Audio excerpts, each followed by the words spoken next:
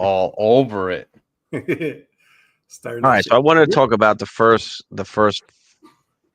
four-ish, maybe five picks, right? The consensus Chase, Gibbs, Bijan, Saquon. Like, how are you guys feeling about these first few picks? Now, I know I wrote in the chat earlier that my 102 would be CD Lamb for me. I just cannot pass up on the wide receivers. And it's mainly because of really how the draft turns out. Like, I just don't like how my team always turns out if I don't go wide receiver with my first round pick, if I go Not running back, surprising. because on that 2-3 turn, you can still get a top 10 running back where you can't get a top 10 wide receiver, you know? Who's your top 10 running back of the 2-3 turn? Oh, you're talking about JT, Kyron. Yeah, you have those guys who can still be top running backs compared to, you having your wide receiver 15 through 20, as your wide receiver one that you're going to have to rely on. And I just don't love how the teams turn out. Like, cuz I can still get some top running backs on the 2-3 turn, but I can't get that elite wide receiver. I mean, that's fair, bro. Look, I love CD. I know there's a huge break, like you're mentioning when it comes to receivers, but like we talked about ski mask season, George Pickens, bro. And like, I love George Pickens so much that like, not avoiding CD, but I'd rather wait and prioritize my boy, Big Dumb George. And that's the only reason why I don't like taking CD if I'm at, anything before maybe like 5 or 6. 5 maybe I think is a good cutoff, but you can't be mad at that, bro. Like, it's CD Lamb, dog. You know what I mean? And running game's trash. We already know what to expect from the Dallas Cowboys running game. But like, all the same things on why you like CD is exactly why we like George, bro. So all the backs are gone, brother. I gotta go, J-Jeff. This isn't like Flojo's team. I'm stepping into Stevie's arena. But J-Jeff at 6, you gotta feel pretty good about that. I ended up getting we had 2 redrafts Sunday and Monday. And Steve double-barreled CD Lamb at the top of the draft. Like, he just did it, didn't hesitate. Well, he hesitated in his league, which was the second of the 2 home league redrafts. But for me, I think if I'm getting a guy like Saquon or CMC or even Gibbs, I'm still able to make up some of that reception work if the choice is between those 3 and CD Lamb. Now, in going through our last couple of redrafts, we were at that point. Steve and I were actually on the phone, and we noticed that tier drop off very quickly. If you don't get that elite wide receiver, you're looking at the JSN, you're looking at, Drake London, you're looking in that range. And if you're going into that as your number 1 hammer type wide receiver, no pun intended, do you feel absolutely great about it? No, because there's some, there is that tier drop off that we're talking about. But listen, if I was at the 103, 104 and I had a choice between Saquon Barkley and CD Lamb, it's not a consensus CD Lamb for me. Like, I would consider Barkley, I would consider CMC, I would consider Jahmyr Gibbs. So and those guys make up some of that receiving work at the running back position. So that's something I would take a look at, obviously, if I'm in that 103, 104, 105 range. Running backs do be getting hurt a lot more also. Like, it's hard if you miss on that, first round pick, second round pick. Like, that's a big detriment, like, going through the season without having those guys if you miss. So even like Justin Jefferson, Puka Nacua, like, there's just some questions, and Hammer, it's your pick here. There's just some questions, and it's just like, is it worth taking a risk? Achan now is hurt also, right? Is it worth taking a risk on that? Well, your boy's been busy, and I'm getting some heat from my last deal. I slam dunk a couple other ones, but we'll talk about my last deal. I'm on deck. See, so I go Jeff, and on the turn, right? Like I love the middle of the draft, bro, because now I'm looking at a Josh Jacobs, a Bucky Irving, a JT. You know, there's a lot of players that I'm cool with, and I don't got a trip. And to Hammer's point, right? The only receiver left is AJ Brown. And I don't like AJ Brown. Like I would take Drake London over AJ Brown, right? So you do have a valid point. And to me, I think I'll take Gibbs at the 103, bro. Like real talk. And CMC, like you want to do it, but you're scared, but you're like, let me get the 8. You know what I'm saying? Like, let me stretch that 8, 9, 10. I'll ride with CMC. But like to your point, so say there's not an RB that I would have reached for. Genty was the only one I would consider, right? Hold on. Let me take, for the sake of not always drafting Bucky Irving, I'm going to take Josh Jacobs. But let's just say, right, like what am I going to do? Take Derrick Henry or Ashton Genty at the 107? Like that doesn't make sense. That feels like a reach. For sure, dog. So, you know, to be able to get a running back that I'm super comfortable with in that second round, and then we can see how we build out, I think kind of goes to Stevie's point, unless it's a Barkley, Gibbs, or Bijan, like I'm 100% shifting. You can argue CeeDee Lamb over JJF too, bro. Like that is a real conversation as well. And I ain't mad if you go CD. So, you know, maybe that's something that I'm gonna reconsider depending on, you know, how that first 6 picks shake out on my draft on Saturday. Yeah, I couldn't agree more. And just to Drew's point here in the chat, I agree with Drew's position 100%. I was just saying from a statistical and production perspective, you know, obviously you can't throw the injury history or the workload. And if you listen to any of our shows last year, and even in the preseason before last year started, I said I would harp on the 600 attempts that CMC had the previous 2 years before last year. And I said, at some point, CMC is going to break down. And that's exactly what happened last year. So I'm afraid of CMC as well. I was just more to the point of getting one of those running backs that's also going to give you that receiving work, so you feel comfortable taking that guy if you're not on the CeeDee Lamb train at the 103, 104. I mean, I like taking CD late. So here, like I was able to get Bucky now as my 2. So CD Bucky compared to Gibbs or Bijan, and like a Lad McConkey would be the best receiver that was on the board kind of at that point. So I like the CD Bucky right off the bat here.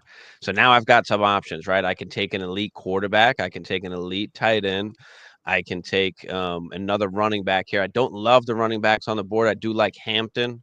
Out of the guys that are here. But there are also some other guys I still kind of do like as well. So I might be able to wait there. And I'm going to go with my tight end one, you know, which is Trey McBride here.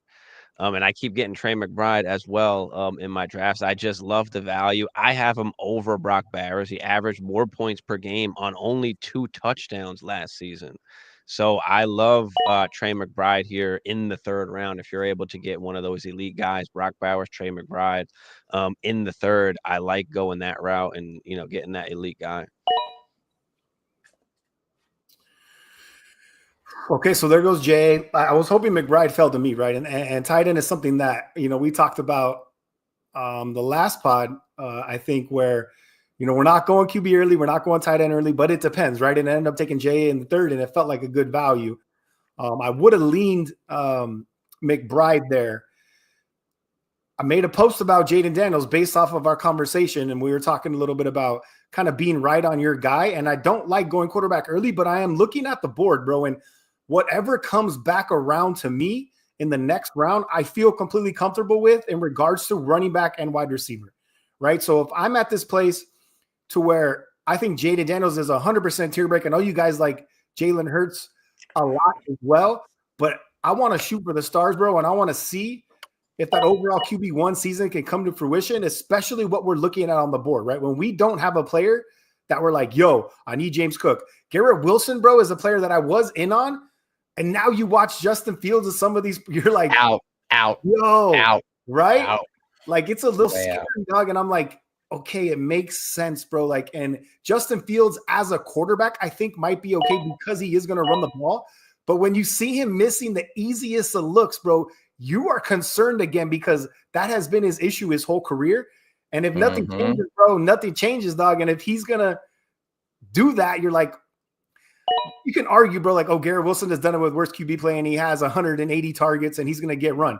Very possible, right? But it's not a player you're like, I want to have on my team. And if I'm at that place, bro, I'm going for my tier break at QB right there. Yeah, I hear that. And unfortunately, those were the two picks, the Marvin Harrison. I was going to double barrel Harrison and Hampton there out of that 3-4 turn. You got too good of a start, bro. We had to slow your roll, player. That's the thing with the third round. It's like there's not a ton of I don't really like the wide receivers in the third round range. So I like the running backs up until like Hampton, and then it's hard really for me to like any other running back really in the third there. So I do love taking one of those elite quarterbacks if they're there, who they're all off the board at this point, or one of those elite tight ends, and they're now off the board too. So you're kind of like in that tier break right here, Hammer, that it feels like for me. Yeah, and I'm here, and I'm gonna go Breece Hall and Mike Evans here, and I've got Mike Evans in one of our redrafts, and I just love the guaranteed touchdown production I'm gonna get from Mike Evans. Obviously, Chris Godwin hurt. We know Mbuka is gonna get some burn early, but it's gonna be the Mike Evans show for at least the first half of the season. And if I could bank some wins with that touchdown upside, I feel good about that. And then Breece Hall, like, he's coming up in a contract year. He's got a quarterback that can't particularly throw. I think Breece Hall is due for a good season. And that I really wanted to go Harrison Hampton there. And it's unfortunate that I got sniped. But I think that's one of the things too, especially with these drafts, is that you always have a plan in place when you see how the board's fallen. And then you get sniped here, sniped there. And you got to make a quick pivot, especially with a minute pick. All right, I'm kind of torn, bro. It's K-Dub or it's Chuba, and I think I'm gonna go upside here, and I'm gonna go with my guy K-Dub. I know we got some issues going on with the foot.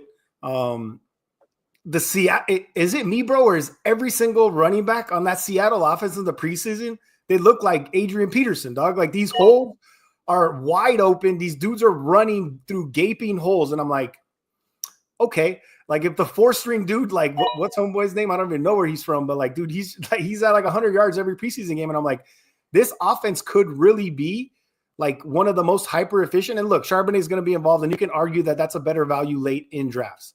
But a player like Kenneth Walker, bro, is someone that I'm shooting for maximum upside here. And I did consider Devontae, but I looked down and when I was at my next pick, I'm like, okay, there's one running back. I think we're all kind of targeting around this area, but after K-Dub and Chuba, it's a complete tier break for me. So I decided to go K-Dub, but I don't know how I feel about it. So I definitely want to get Flo's thoughts on that. How much stock do you put in preseason play? Like, honestly, it's because you said, guys, all the running backs look like Adrian Peterson. Clearly, we know once the season starts, that's not going to be the case. So I've always found it extremely difficult to put too much stock in what I see in the preseason, and mainly because sometimes you'll see 1s versus 3s or 2s versus 3s or 1 versus 2s, like that whole mix and match situation, depending on what the coaches want to do on either side. Is do you put a lot of stock in it? Do you not put? What's your thoughts? I wouldn't say a lot, bro. I think for me, when I watch preseason games, you want to see a player flash, bro. You want to see, like, damn, that especially a younger player. 100%, right? Especially these rookies. You want to see something where when you're looking at the game, you're like, damn, bro, like he looks quick, or he looks fast, or he broke that tackle, or he made a play. Like, ultimately, you got to put yourself in these dudes' position is like, I'm doing anything I can to make a play. And when you make a play, damn, there goes Travion at the 501. If you make a play, bro, like, to me, that's all I am looking for. It's not so much, we're going to bank on these dudes, but also in that Seattle Seahawks situation I was referring to, it's like, maybe this run game is going to be real, bro. And they are prioritizing that for this team. And Sam Darnold is going to complete passes and move the sticks. So if the run game continues to be a priority, like, it's a good look from what we're seeing in regards to that O-line in the preseason, but it's more for like individual players and how they look on tape. And if they flash and do work, you're like, okay, like this dude might be a player I'm going to target in the 13th, or I'm going to target in whatever. And I also know a lot of these coaches, they run super vanilla schemes, both on offense and defense. They don't want to tip their hand too much. So that's why I was just curious to get your thoughts. I never put a ton of stock in it other than like these rookies or maybe these, 4th and 5th round picks that are jumping off the page. So that was pretty much, what I was looking to get your take on. All right, we're bringing 2 quick guest appearances. They're going to help me with my next pick, and then they got to get up out of here. Got my oldest. So you want to come say hi, Daniela? Hello. That's Daniela, and then we got my youngest over here. That's Avery. Hi. Hey. So they were like, "What are you doing in there? Oh, you doing one of those fake drafts? I want to get up in this." Fake draft. I love that. Get them early, bro. Get them early. You know what I'm saying? So we're on deck, girls, and this is what we're looking at. This is a player Daddy wants to take. This guy right here. Oh, okay. But we have all these other people. We already have a quarterback, so we can't go Burrow. I know you know who Joe Burrow is. We ain't going Patty Mahomes. We'll save that guy for Hammer. Yeah, I'm staying away from quarterback Touché, here in the middle rounds, right? If you can't get the Lamar, Josh Allen, Jaden Daniels, Jalen Hurts, like I recommend just waiting in the draft there. We're on the clock, girls. Where do you want to go? He's taking them. He's taking them. Like, You know I'm taking him, Hammer. He's taking them. So we got Jaden Daniels, Josh Jacobs, Kenneth Walker, Justin Jefferson. okay. So we got 2 running backs, 2 receivers, and a quarterback. There's one player that I want that Hammer knows I'm going to take, even if you guys don't tell me. Because that's how we roll, right? We take advice, and sometimes we don't listen. But if there was someone else on here, who would you pick? Oh, so she wants Zay Flowers or Xavier Worley. We're not going to take either of those guys. Yeah, we're taking that guy. Okay, go ahead. You want to take that guy, or who else would you take? Scroll down. Is there anything else? Ew. Exactly. Yeah. Ew. I thought there was like a. Okay, so we're gonna stand 10 down and take our boy George Pickens. Here it is. Yeah. Like I don't know, bro. Like the back shoulder, the fade balls. My dude's running, making those catches. Like George Pickens is doing what George Pickens is doing, and now he has a quarterback like Dak to deliver the rock on a team and an offense that has no running game, that has no Michael Parsons right now, that has no Diggs. Like the Cowboys are about to be chasing points in every single game, bro. And I cannot see a world where George Pickens does a ball. And I'm going back to, I think, one of our first pods we've ever done together. And it was like, what wide receiver 2 has the biggest chance to finish as a top 12 receiver? And I think we all in consensus agreed, in this range, bro, it's like George Pickens. Like Devontae Adams is in the conversation, but he's going in the – did he go in the 3rd in this one? No, he went in the 4th. He went in the 4th. I would have went Pickens where I was at, but I already have CD, so I decided to just go my next highest ranked player, which was Travis Hunter. So talk me through that, Steve, because you chose actively to go CD. I essentially said what I was trying to do with George Pickens in regards to taking him in the 5th because I have supreme confidence in Pickens. Like if you went, say, if you went Saquon or Gibbs, and then you got a George Pickens where you got Travis Hunter, but I guess you did the math already, right? And you're like, okay, so I got, say I got Gibbs and then I got Ladd, right? So ultimately off the top in that 2x2 comparison, it's the right call no matter what. And you figure it out in the 5th. I just wouldn't love having Ladd as my wide receiver 1. Like I don't love that. I don't feel comfortable. I don't feel comfortable in that. I'd rather have went the route I went and wound up getting Bucky. And now I have Chuba. I got Travis Hunter. There's still a ton of wide receivers left on the board. I have a ton of different options that I can go with, but I wouldn't have loved my wide receivers. I like anchoring my team around an elite wide receiver. They're just a lot harder to come by.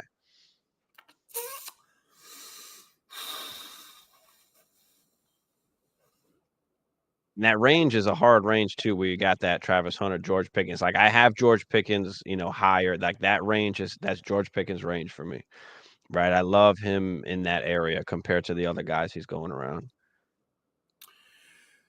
Yo, so talk me through Xavier Worthy, bro. It's a player that I haven't drafted once, and I still don't want to draft, bro. But am I missing something? Rasheed's going to get suspended, but like he had the entire receiving core to himself all of last year, and like he did okay, bro. But like he didn't ball out. Like what are your thoughts on Xavier Worthy?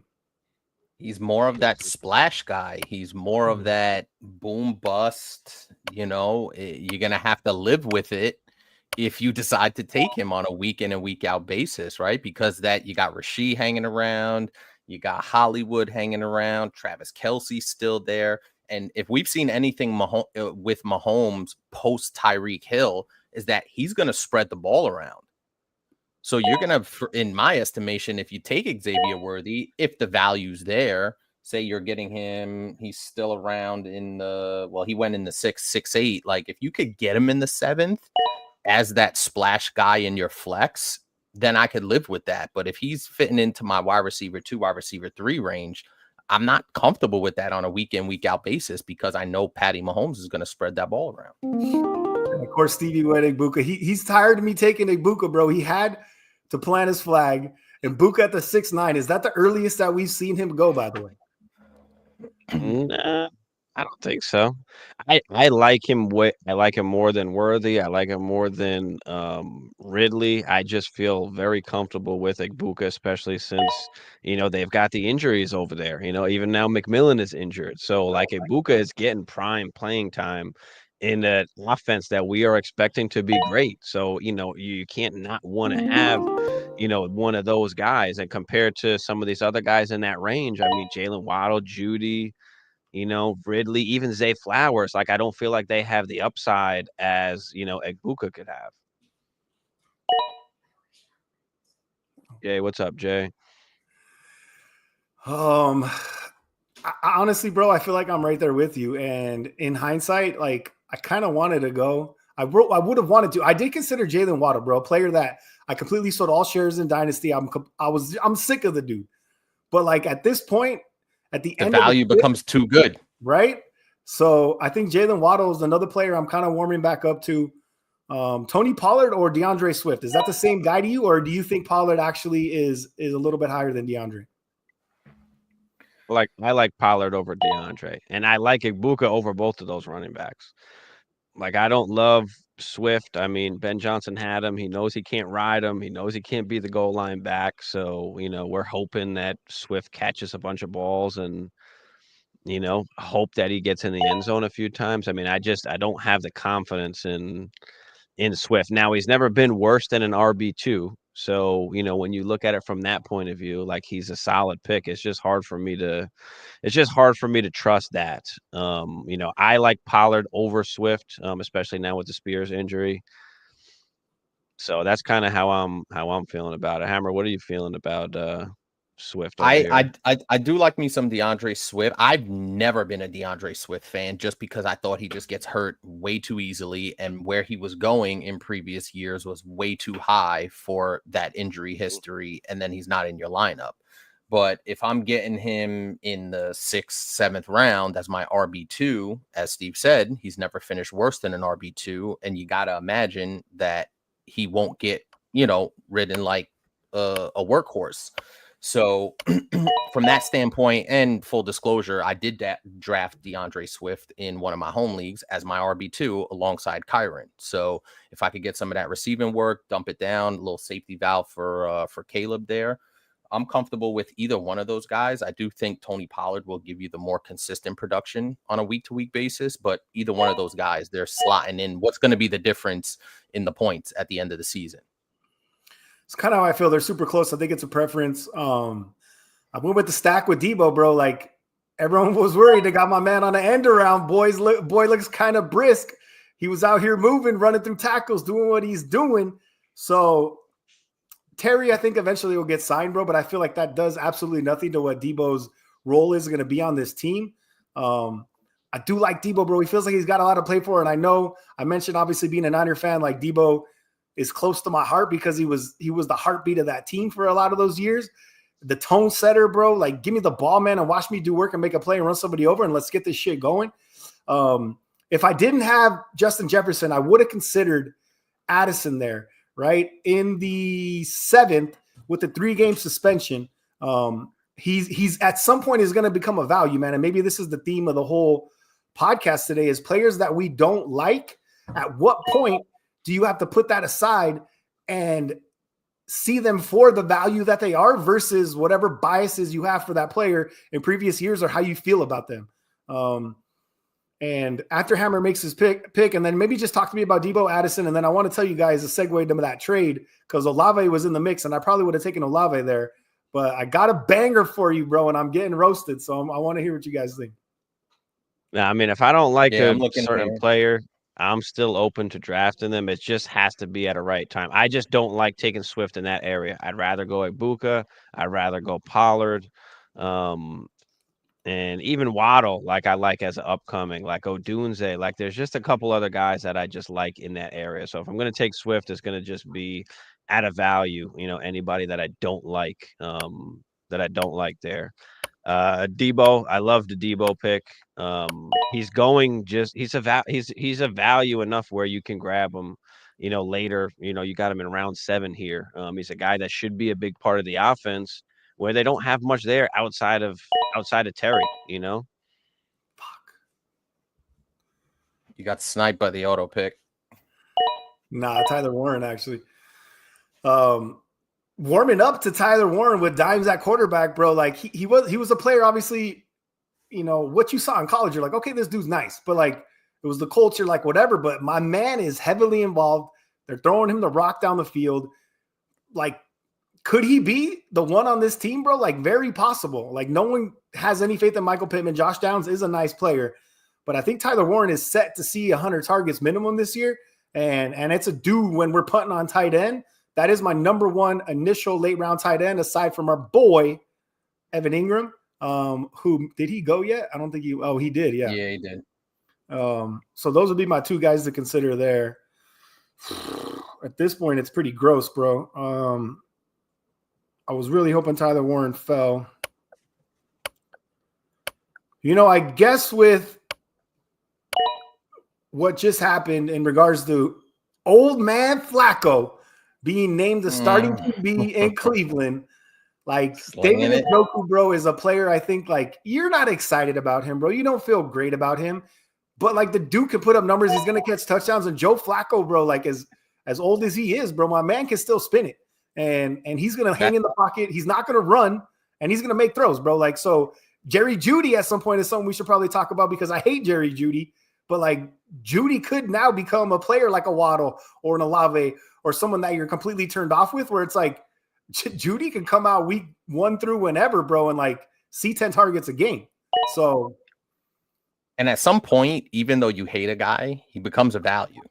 And I think that's one of the themes of this entire draft is he becomes a value. You talked about Waddle, and I know Steve and I were on the phone on Monday during one of the drafts, and he was like, man, I hate Waddle. I don't like, but I'm starting to get the best value for him. So at a certain point, I got to jump on that value. So it's interesting that that's where a lot of these, guys have fallen to at such a point. Like there's guys that I can't stand here that I'm like, all right, at the 8-1, at the 7-12, whatever the case may be, can I go grab him? Sure. He'll be my second flex. Wind up going with my boy Jordan Mason, who I still think is just being so undervalued. It's just crazy.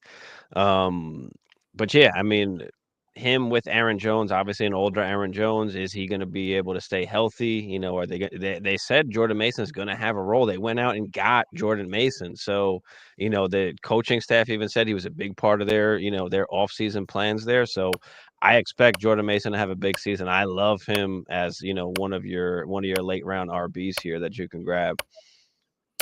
Let me ask you this though, Stevie. Obviously, we all agree with Jordan Mason, but like is Bo Nix not that last tier break for you? And did you consider Bo Nix in that spot at where is it? Where 8-9? So it was either between Bo Nix or Mason for me. I do like Bo Nix there, but I also do like still some of the quarterbacks on the board where I didn't feel like I love taking Nix there. There's still some quarterbacks that I'm okay with ending up with by waiting here. I mean, I still like Goff. I still like Dak. If I gotta go, a Caleb or a Drake May, like even if I gotta go ugly Justin Fields, like there's still some guys here that I think I can take in the next round. So that's why I wound up going Mason, because I was okay with kind of what comes back to me here. I am mad at that. I am curious though if Jordan Mason would have made it back to you. That would be my That's a good only question too. I was scared of that though. I wasn't sure if he would make it back. But like for a player like Bo Nix, like risking the potential of losing Jordan Mason, like I feel like I'm down to do that. But I completely feel you, and like I think we're all super high on Jordan Mason. And in that one keeper situation I was telling you about, bro, I got bodied because I did draft him, but he was not on my end of the year roster, so therefore I can't keep him. So I'm stuck with TJ Hawkinson in the 12th, but I guess it could be worse. It could definitely be worse. Unless you tell me to keep JA in the 3rd, and I'll do that. But that's just ADP, you know what I'm saying? Damn, I don't really love any of the guys. I'm looking at Jaden Higgins. I'm looking at Keon Coleman. Don't look at Jaden Higgins in this area. in this area here. Or I'm looking at either Charbonnet or another guy that I think is going to have a big role, and I keep taking him as well. But Trey Benson, I think he's going to have a role as well, and he's another guy I think could be one of those league winners if Connor winds up going down. But I do think he's going to have a role regardless. I wanted to possibly go QB there, but then just kind of looking ahead on the board, almost everybody's got a QB already except for one team. So I'm going to take that chance and wait to see who makes it back to me. But it's like, look at your options, bro. You got Herbie, you got Dak, you got Brock, you got Caleb. Right. Like, you're gravy. It's all a big tier for me. Really just took Charbonnet. So like in redraft, bro, I'm cuff season all day. And a player like Kenneth Walker, with what we talked about with the Seattle running game, like Stevie set this fool up. Is he on the live? Because this fool just did me dirty. But guess what? That's okay. Because we can go to a player like Jaden Higgins, who I do believe is going to have a role week 1. I know, who are they talking up, bro? They were talking up, was it Hutch? Is it Hutch that's been getting some run? I think Hutch is a player maybe they drafted last year or the year before who's supposedly been getting run, bro. But I ain't believe it, and I'm staying 10 down with my boy, the rookie who's going to be starting opposite of Nico week 1. And I think in kind of like a post-hype sleeper situation for this Texans offense, where everyone wrote off CJ Stroud, bro. The same thing's going to happen to Jaden Daniels. And like CJ's going to stand in the pocket, bro, and throw 33, 34, 35 touchdowns in his sleep this season. And I do like the Texans with that defense, bro, to be super competitive in that division. And I think Jaden Higgins is going to be a big part of that. I like the Higgins pick there. And there goes Dak. I was trying to see if I could get Dak to come around one more time. But again, I'm okay with still some of the quarterbacks that are here. So we'll let it rock. That's always the risk there, is when you're waiting. And then you're like, but with the options, like you said, at quarterback, they're still there.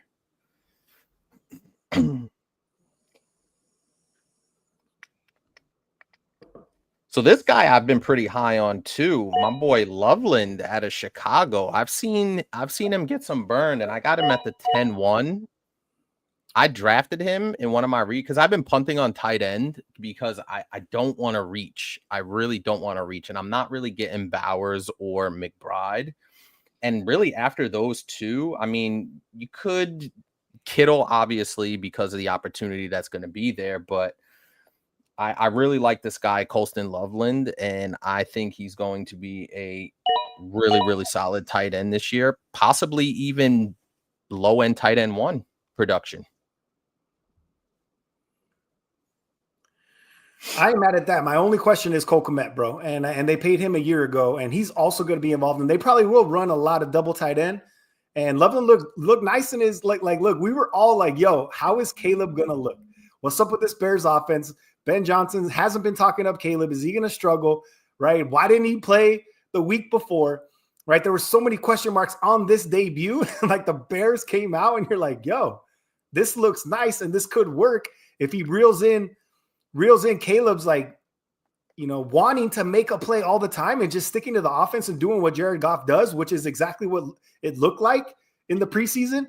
I really think like everyone can eat, but everyone is also going to be eating off each other's plate. And that's why I'm a little bit worried with this Bears offense, because Like Luther Burden's another player I like, bro. DJ Moore's going to be there. Like You Rome see the Odunze, pieces are there. You see all the pieces that are there. Exactly. Yeah. Rome Odunze, we're hoping breaks out, and they got Loveland that they're going to use, and Komet's going to be a piece.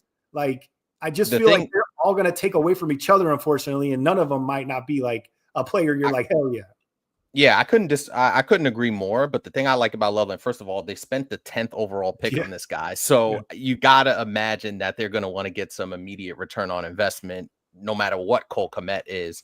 The Odunze thing and the DJ Moore, they're gonna absorb targets. I definitely agree. But if I'm getting him at the 10-1 with some of that upside that I've seen a little bit in the preseason, I've seen some of the highlights of him out there. So, and the draft stock is there, I'm good with that at the 10-1.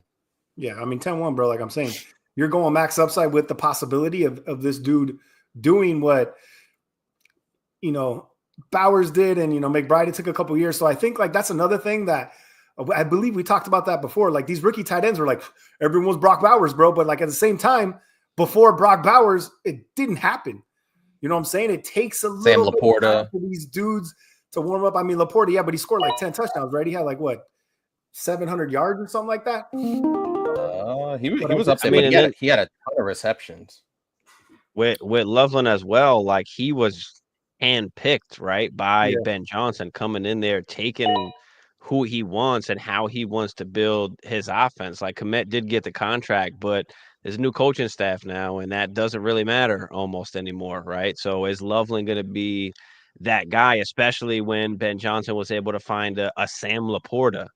Right now he goes in the first round and gets this guy Loveland. Like there's got to be something that he wants to do with Loveland. Like he's not just there, for no reason. So and we're not talking about back end first round kind of hanging. 10 overall. That's heavy stock if you don't believe in, or if you do believe in a guy. So, and I've been able to snag him in obviously this mock, and then I snagged him in one of our redrafts just because I'm punting on tight end for the most part. So I feel really good about that. Now, the question is, do you prefer a guy like Loveland, obviously, who we talked about, or a couple of these guys still on the board, a Kincaid, a Pitts, a Fergie? Fergie, I think, could be a really good value as well here. I mean, look, Kincaid too, right? Pitts, like they all feel like the same tier. Ferguson definitely, Jay Ferg, my boy, feels the safest out of all those guys, in my opinion. I think, but like to your point, I think Loveland has more upside than them. I'm just really happy that Stevie got Drake May, right? Because one of the last mocks that I did, like Drake May in the 11th, like that's a slam dunk. And that's one of the reasons I don't want to keep JA in the 3rd, is because if I can get a Drake May in the 11th, like that just feels so nice, bro. Or even a Caleb, right? I'm taking a quarterback this late in the draft that does have the potential to finish top 10. And the value that you can build by waiting on quarterback, especially when you go tight end early, like to me, Stevie, like, don't always love your teams. And I still don't really love, Chuba and K-Dub. This isn't a normal FloJo team because I took JJ first. But what you built is nice, bro. And you got a McBride and then a Drake May late. It's like literally the perfect combination of what to do if you take a tight end early, you put on quarterback. You cannot go QB tight end early in any of your drafts. Please don't make that mistake because your roster will be looking cheeks.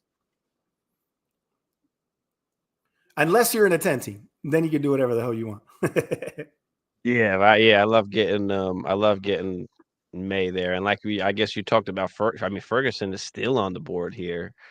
I know you went Joku a little bit earlier, but would you have rather went Ferguson if you down here like all the way in the 11th you could have got him? Is there anybody really you love in that area where you took Joku, where if you were able to get Ferguson, you would have felt better? Like I think like I was saying, if I didn't have JJ, if it would have been Addison. And Tyler Warren, Addison, they all went before me. My bad. Wait, where am I going? Is that the right way? 6'5"? Yeah. So we're going backwards. Like Josh Downs is the only player in that round that I really, really like. And it's not like a player that I'm like, damn, man, I missed on Josh Downs. So when we come back through Benson, Dobbins, like Charbonnet, I probably should have took where I took Njoku, being real.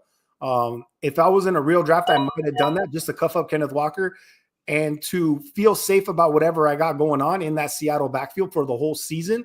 So in a real redraft, I probably would have reached a little bit on Charbonnet to protect the investment in my 4th round of Kenneth Walker. Like Charbonnet, I mean, it's so important sometimes getting these backup running backs that are the clear-cut like workhorses of these, other guys that go down, right? The Kenneth Walker, with Charbonnet there. Like there's very few backfields where it's very clear kind of who Who's the that one and next who's the RB two? is. Yeah. And is it even going to be worth it to have that guy, also? So that's also a big part of it as well. Yeah, to me, Sharp's got to be the top handcuff in the league. I can't really think of anybody off the top of my head in that sense. Guerrero, yes, but we know CMC is going to get a boatload of work, but the injury history is there. Obviously, we saw that last year. And then look, the guy that I took, bro, like don't sleep on Braylon Allen, bro, because I think what we're seeing right now with this offense, and you mentioned preseason, and you mentioned like, what do you look for? I'm looking at when I watch these two dudes on the field, Braylon Allen, 90% of the time looks like a better RB. We were saying, bro. We said that on our last draft last week or the week before, whatever. And I said the same thing where I'm watching the Jets game and I'm like, where the hell is Breece Hall? And I see Braylon Allen going out there bulldozing people. I'm like, what the heck is going on? So I completely agree with that. But I do think because Breece Hall is in the contract year, he's going to get the majority of the run, but it looks like they're going to run it 40 times a game anyway. So there's got to be something there for Braylon Allen. There's got to be some cheese on that taco for him. Damn.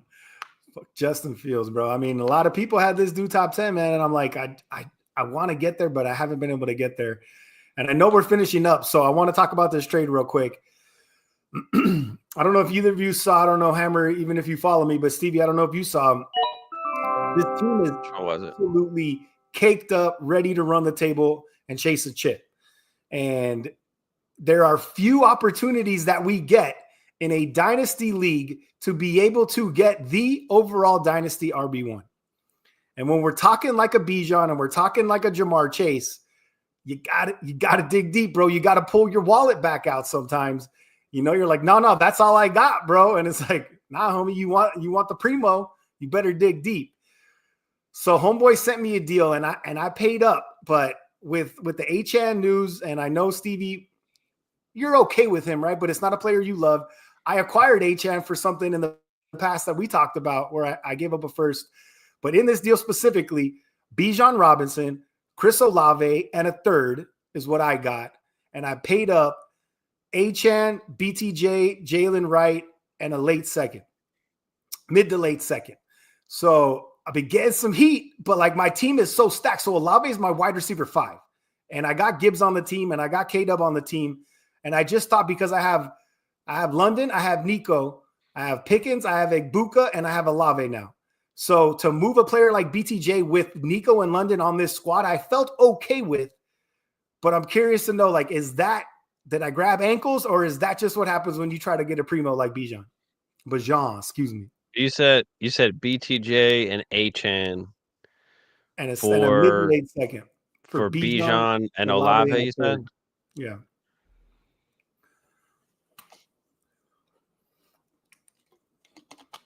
The wheels are spinning. If Stevie ever answered his DMs on time, I would have sent him the offer, but my man would get back to me at 8:30 tonight. My bad, bro. I mean, there's just so much value, so much that you can do with BTJ and Achane. And then to end up with Bijan and Olave, like I feel shorted a little bit. Yeah. Like I feel like I can do more with those guys if I sold them separately, like and get a better return. Like I love Bijan, don't get me wrong, but is it worth going from Achane to Bijan and paying a BTJ price? Like that's really the tough part for me. My thing with those type of deals is, did you get the best player? Yes, but at what price, right? And we actually did a trade, philosophy. Frenzy, we'll get to your question in a second here, Frenzy. Like how we approach trades, and I always try to stay away from anything involving more than 4 items, whether it's players, picks, whatever, because then it starts to get muddy where I'm trading 3 for 2 or something like that. So I think I agree with Steve for the most part. If you split BTJ, tiered down just a little bit, got another pick, split who was the other player you gave up? Achane, split him, tiered down just a little bit, and got a pick on top of that. probably would have made more, but it sounds like you wanted to go for the home, or go for the gusto, as we like to say, and get the RB1. But with the rest of your team, maybe you felt like some of those other pieces were expendable to go hit the home run. I mean, expendable, not so much, but like the idea was, and look, maybe that's where I read this wrong, and I got excited when I saw Bijan, right? And you got stardust in your eyes, bro. The thing is like, does HM BTJ outscore Bijan Olave? Probably, right? But with the news with HM, with the calf, with the headache that could happen for the entire season, and my team is built to win now, I looked at it like, I want out of the headache. I know I'm taking an L on BTJ, but my wide receiver core is so deep, and now I'm running out JD, Gibbs, Bijan, Nico, London, Pickens, Igbuka, K-Dub, and T-Law is my second QB. So I'm like, I'm ready to go, bro. And I want to throw down, but I'd be lying if more of me felt like you guys and a lot of dudes in group chats were giving me the business. But here's the thing. What if Olave finishes 20 to 24? Do you feel any differently about the deal? No. It's even more, even just on the value side too. Like we've been talking about selling Achane for 2 years. Right. And you had the opportunity to go from Achane to, a Chase Brown, a Bucky Irving, a Kyron, a JT, right? Even an Omarion Hampton. Like if you've got that opportunity to pick up assets as well, and you still get to keep BTJ, do you feel more comfortable with that, with an asset, with still one of those, elite running backs? Like I feel more comfortable that way, than going the route that you did. But hey, like I said, when we're talking primo, bro, you know what I'm saying? You take the dime out to a nice restaurant, homie, you're digging deep, but at the end of the night, bro, you're having some fun because she's a 10, you know what I'm saying? So I get it. And I think I got a little, but Amber said it's stardust, good. room dust, vacuum dust. I got all of it in my eye, bro, and I couldn't see straight. I just saw Bijan and I fell in love. It's so funny. One second, Hammer. Let's answer Freezy real quick, and then we'll get back to it because he's been waiting here. But Freezy says trade Kamara and Pickens for AJ Brown and Pacheco. Roster is Hurts, Genti, Kamara, Nico, Pickens, Tyler Warren, Aaron Jones, Olave. So we giving up Kamara and Pickens for AJ Brown and Pacheco. I think I'm keeping Kamara and Pickens. I see what he's trying to do. He might be trying to get that AJ Brown stack with Hurts. I'm not mad at that from that perspective, but it just doesn't feel like the upside is there with AJ Brown, where what's the difference going to be? We talk about this all the time. At the end of the season, what's the difference going to be between AJ Brown and Pickens? I think AJ Brown will finish with more fantasy points, but what's that difference going to be? And then Kamara's going to get a good workload between rushing and receiving. So you get in the receiving upside with Kamara on a team that, as Flo loves to say, chasing points, right? The Saints are going to be just god awful. And I could see Kamara getting 8 to 10 targets in the reception game. They're down 41-17 at the beginning of the fourth quarter. Yeah. So the Kamara receiving upside feels like it's going to be there. So I'm keeping Kamara and Pickens here. I think Flo. I think so. I think here's a player we haven't talked about, bro. And Isaiah Pacheco is a dude that was it before last year, whatever the year was. He was going in the third round, bro. And it was like, was it last year? Like slam dunk, bro. You just felt so good about Isaiah Pacheco. And I don't I don't know what we saw in that playoff run. Exactly. We saw the playoff run. Mm-hmm. And like now he's at a point in drafts where like no one's really talking about him, bro. Like him, ETN, like all these players that people are off that are going late enough to where now they're going to be a value in drafts. And Isaiah Pacheco is a dude no one's talking about that I think could be a really, really solid RB2 and possibly more if he scores 12 touchdowns, right? So we know the Chiefs like to run the ball in the red zone. Kareem Hunt is old as shit. Homeboy, Bray is something Smith that came out of SMU, I think, going to be nice in the receiving game. But like, if Pacheco's getting run on first and second down, like he's a player that I am curious and I am starting to warm back up to later in drafts this year. But I love George Pickens. To Hammer's point, Kamara, you look up Kamara got like 6 points, and then at the end of the game he's got like 19. You're like, wait, what? And it was garbage time for 6 catches for 48 yards and possibly a touchdown. So I'm leaning that side too because I'm not even an AJ Brown fan. So.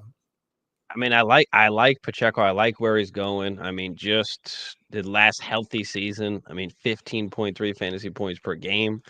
So he is solid coming back now into that offense. Hopefully healthy coming off of that injury. And last year obviously wasn't great when he came back, but now a full year, removed from that. I still love AJ Brown. I think he's being vastly underrated on a down season last year for so-called, Jalen Hurts. AJ Brown was still on pace for his normal 1,400 yards, and so I like the upside of AJ Brown over Pickens. And don't forget, everything does have to go right for Pickens. And we are hoping that, and we do like that. But I feel like AJ Brown is just one of those elite wide receivers where there is that drop off after kind of AJ Brown. And I like Pacheco enough where I'm comfortable going from Kamara to Pacheco, and I like Brown over Pickens. So I think I'm on the other side of this compared to y'all. I think I do like the AJ Brown side. Give me that elite wide receiver option, and I'll live with Pacheco, over Kamara for the difference of Pickens and AJ Brown. Even though I do love Pickens, and we've been talking him up, and especially in the range that he's been going, I think I would prefer the AJ Brown. What's up with that hammy though, bro? It's another thing, but I think he's okay from what I saw, at least from latest reports. And maybe I'll get Evan on the stream next week to talk about some injuries and stuff. That'd be dope. As we're closing up the stream, he can kind of go over all the injuries and all the latest updates and what we can expect here going into the season. And Evans is our fantasy doctor. Evan the Cairo. I think I got him in the description there. But yeah, y'all can always follow him for injury advice. But yeah, maybe I'll have him on next week and we can go over some injuries.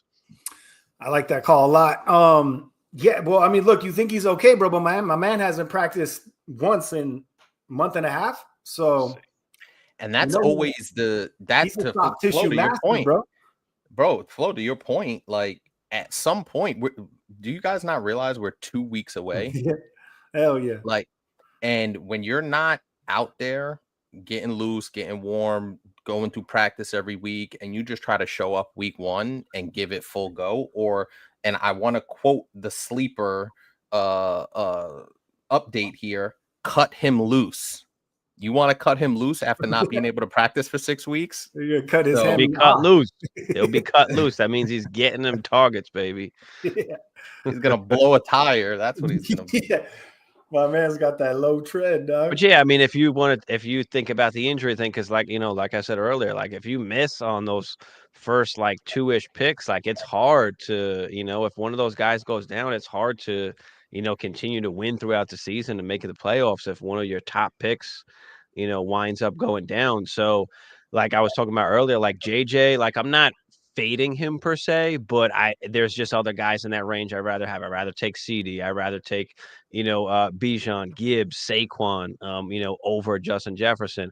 Puka Nacua is another one, right? With Matt Stafford. Is it best to just kind of leave it alone? Can you go Malik Neighbors instead? Nico Collins, like, Amon-Ra St. Brown, and just avoid that risk or that possibility that Stafford goes down, or gets hurt. And the same thing with Achane, like we talked about a little bit earlier. You just pass up on that and, take somebody else instead in that range, the Nico, the Drake London, the BTJ. Now, I was in this situation in one of our home league drafts. I think I was at the 1-8 or something like that. And I believe, and this is a 2-quarterback league. So Justin Jefferson was still on the board. I can't remember the exact scenario, but whatever the case was, Justin Jefferson was still on the board at the I think it was the 1-6 maybe. And I'm like, man, at the 1-6, he's just sitting there. And a guy like St. Brown, Puka, Malik Neighbors, I believe they were still there as well. Like, am I just obligated? And I know, Flo, you just felt obligated at the 1-7 to take Justin Jefferson. Are you comfortable, Flo? Would you have been comfortable taking Puka, St. Brown, Neighbors, Nico?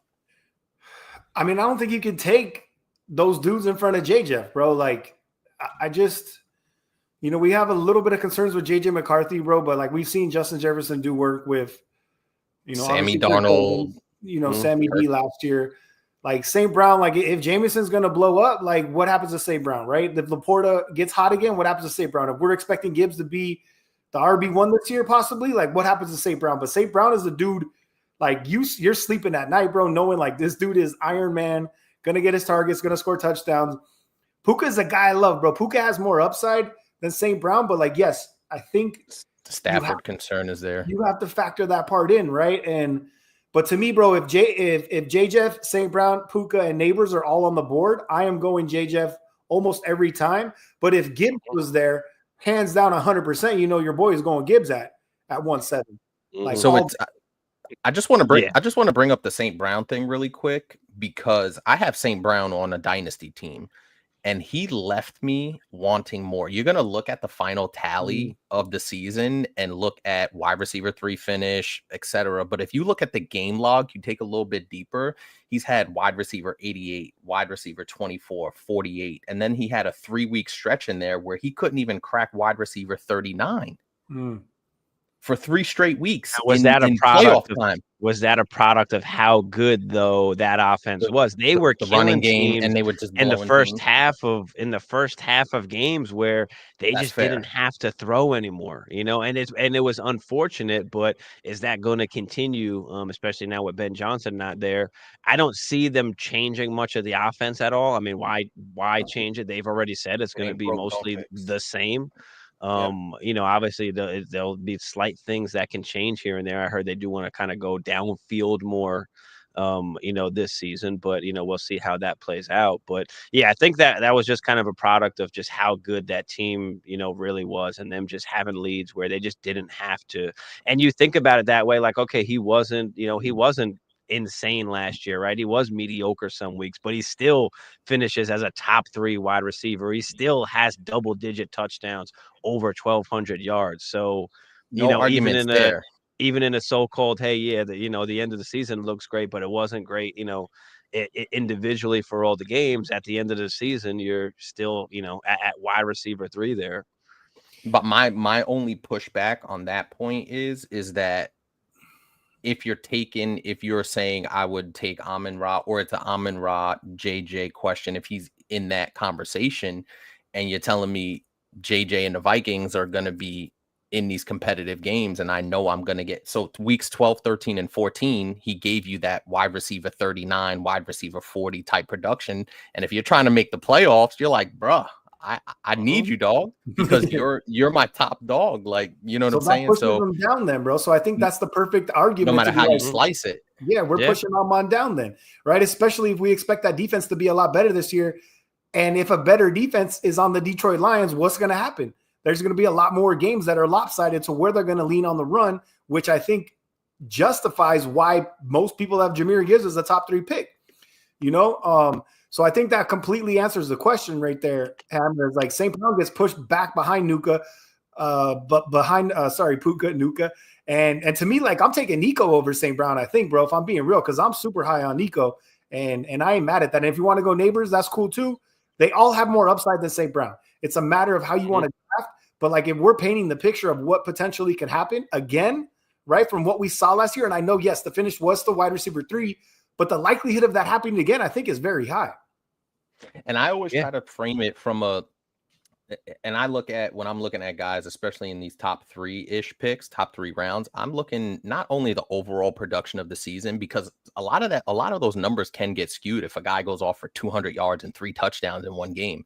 So I'm looking at a per game basis. Are you consistently finishing in that top 20 on a week in, week out basis, as opposed to these 3 or 4 week stretches where I'm getting wide receiver 35 out of you, you know, and you're my first or second round pick. So that's kind of how I tend to look at things a little bit when I'm trying to, you know, split hairs. Now, he was 18.6, fourth in fantasy points per game. So he was still up there, but I definitely know what you're saying, because I have St. Brown in the back of that tier, right? After Puka, Neighbors, and Nico. I agree. I have those guys ahead of St. Brown. So, like, I like the value of where you can get St. Brown. You don't have to take him, you know, this early up here at the 1-8. Like, you can get him in the back end of the first or possibly the second, depending on, obviously, how the board goes there.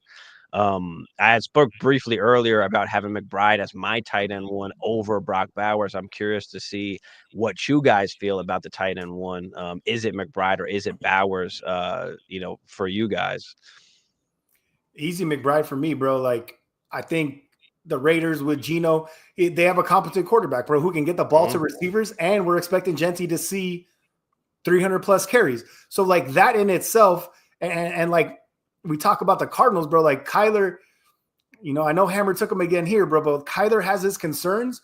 And I think that's what, Marv is another dude I sent away, by the way.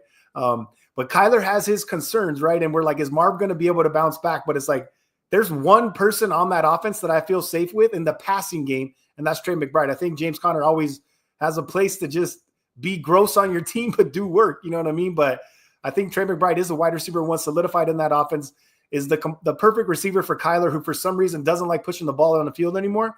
So I am 100 down with McBride at the 1 as the tight end 1. Yeah, I couldn't agree more. And if you look at him, he's basically playing the wide receiver 2 spot. Like he is their de facto wide receiver 2. Fuck it, he's probably their wide receiver 1 if you think about it, right? Based on what we saw last year. So there's really no argument to be had there. But I will say, Brock Bowers, shaving that head, man, he's due for a dynamic season. He's gonna be aerodynamic. That was all over my Facebook for a while. I mean, look, you can't hate on, but like the dude made that back shoulder, and you're like, oh yeah, this dude's special, right? So to your point again, Stevie, like if we didn't know who Brock Bowers was, and you saw that back shoulder, he went up and mossed that dude, you're like, hey, yo, that's a tight end. Like that's a nice ass play. This dude could be a piece. But that's the new version of tight ends in this era, right? They're essentially de facto wide receivers. Colston Loveland, another perfect example. Caddy, what up, Caddy? Caddy moved on from his 8-man leagues. Congratulations, brother. You graduated. Welcome to the club. I want to see some of those rosters. Bro. And he says, is it crazy to stay away from Puka? Yeah, we just talked about Puka, so you can rewind a little bit, you know, if you need to there. But I mean, it's not necessarily staying away, but you know, do you take Neighbors or Nico over him and feel more comfortable? You know, because you don't really want to miss on that first round pick. So, you know, do you just feel more comfortable with, you know, a Neighbors or Collins over a Puka? Especially with Devontae there now. You know, Devontae's going to absorb some of those targets and some of that touchdown production. I'm not saying it's going to knock him down, but just compared to some of those other guys, you're splitting hairs here again. Now I think we had talked about that because Puka is not a huge, like, he doesn't score a ton of touchdowns, you know. So, you know, does Devontae get some touchdown work? Like, yeah, I don't mind that. I don't mind that at all. But I still think Puka is going to be the main threat there, the main guy. And like another player, bro, where when we're splitting hairs, dog, and I know we got money on all of our leagues, and end goal is to cash out and win some dough. But like watching a player like Puka, bro, a player like Gibbs, like these dudes that you just love turning on your TV, and you're like, I love watching this dude play football. Like Puka Nacua is that guy for me too. And there's something to be said about like you're splitting hairs, bro. Take the guy you like watching, bro. That's exciting that you're gonna be like, that's my boy out there doing work. And like, there's no better feeling, you know, when you have those players on your team that are in the right ADP, right? I'm not saying do anything stupid, but take a guy you like to watch, man, because there's nothing better than that shit. And that's why I love fantasy football, because I watch football, you know, 8 hours on Sunday, Thursday, Monday, whatever you want, baby. Like, come sit on my couch and let's chop it up. Hence why I have Jordan Love on 2 dynasty teams. Hey. Did he even get drafted, bro? Like, Jordan he's not getting drafted in a 1 quarterback league. No. Healthy though, like my man, like I believe he had. Someone was talking about Jordan Love, bro, and it's like 2 years ago. Was he not the number 1 target in dynasty leagues? Like, I wanted a piece of Jordan Love. He was QB5. He was QB5 that season. Had a great season. Great second half. And then it was really just injuries. Really all really that happened. He got injured in game 1. And them not using like Jaden Reed correctly, but and also let's not overstate the fact that they brought in a workhorse running back in Josh Jacobs, and Josh Jacobs had 15 touchdowns last season, and for whatever reason, Matt LaFleur, they just ran it until they had to throw it for whatever reason, right? It could have been the injury. Obviously, he got injured in week 1, missed a couple of games. That was a tough situation, but you added Matthew Golden to a Jaden Reed, still got Josh Jacobs.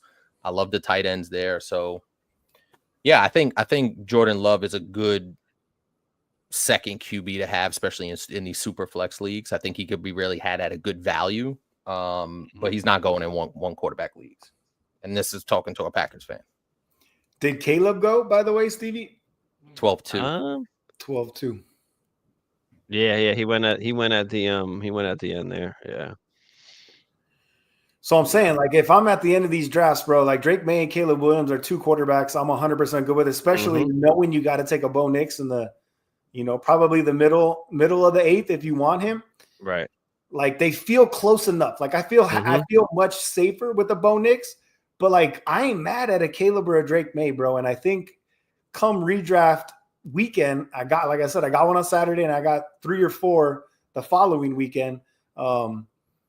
That is Drake May in the 11th, bro. Is like, you talk about Stardust, baby. Like, I'm getting a little excited right there.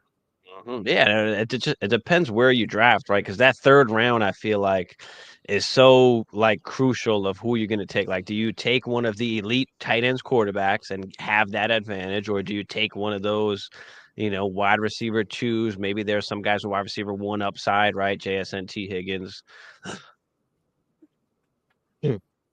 Cheetah, Marv Evans, right?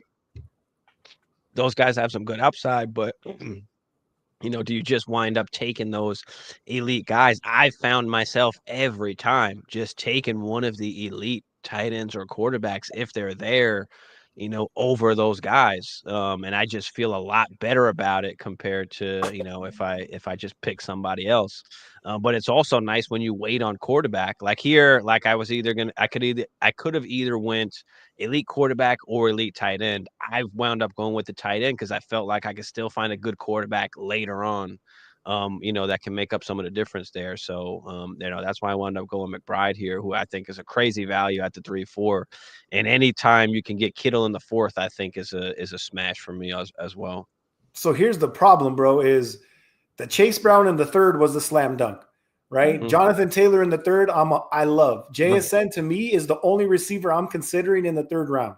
T. Higgins, Tyreek, Marv, Mike Evans, like I'm taking Ibuka later, right? So like they're like that just proves your point, Stevie, is if you're at a spot to where Chase Brown, Jonathan Taylor, JSN are all off the board, you are, because what are you going to reach on Omarion? Like maybe, right? But it's just like taking a McBride or taking a top 3 quarterback feels like the smarter choice in that 3rd round. So that's a good point, because I think we need to overemphasize, like, what is your strategy in this 3rd round? Because you can blow up your draft by taking something that's not going to fit an advantage in this 3rd round, not blow up, but put you at a disadvantage, bro. And I think that is something that, in strategy wise, like something that we really need to pay attention to. It could be a real pivotal round for a lot of teams drafting. It always feels like, and it was in the chat, it always feels like you're looking at in that 3rd round, really more in the 4th round, and you're just like, man, where do I go from here? What's the separator? And as you said, Flo, what's my strategy? So I think that's really where the crucial points are, because those first 2 rounds for the most part are pretty easy to kind of hit your pick and do what you got to do. But that 3rd, 4th round, especially with the couple of drafts that we did, it was just such a struggle to be like, man, where am I going here? Yeah, and if you got those questions, that's what I'm saying. Just take the hammer. Take the hammer in one of those tight ends or quarterbacks if you've got questions, in that area. And I've seen Hampton go as early as, in that 3-4, 3-5 area.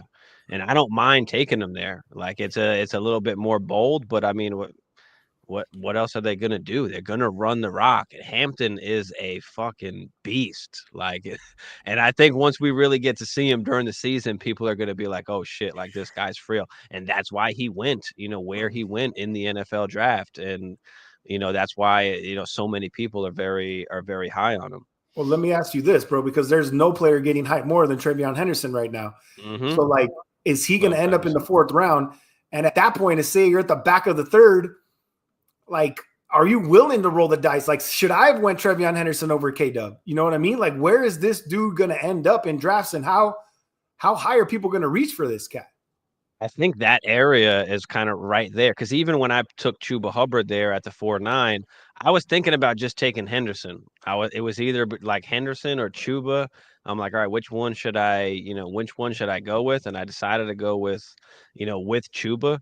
But I could have very well went Henderson. I think he's already creeped into that like 4th round range. So I don't mind it. I love getting them later, but it's hard to do that now as we get closer to the season and more people are starting to get onto that Henderson train as we see him, here scoring touchdowns, kickoff returns, fucking, just doing it all.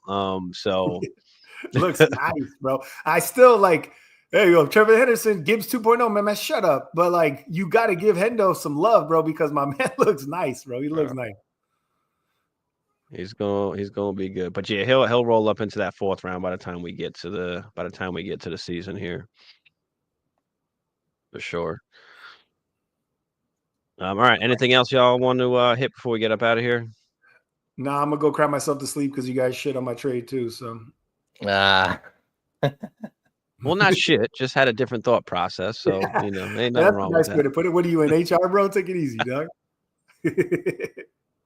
Ain't nothing wrong with that. All right.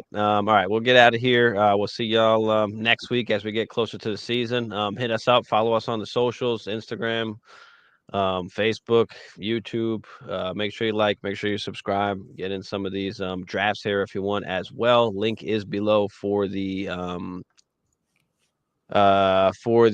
group chat here, which is the Discord, so you can always join that. You get the first dibs on any mock drafts or anything that we do. So other than that, we out of here. Flo, Hammer, we'll see y'all next week. Go ahead. be good. Hold on. Go ahead. I mean, we can cut the show, but I just got another offer. All right, we out.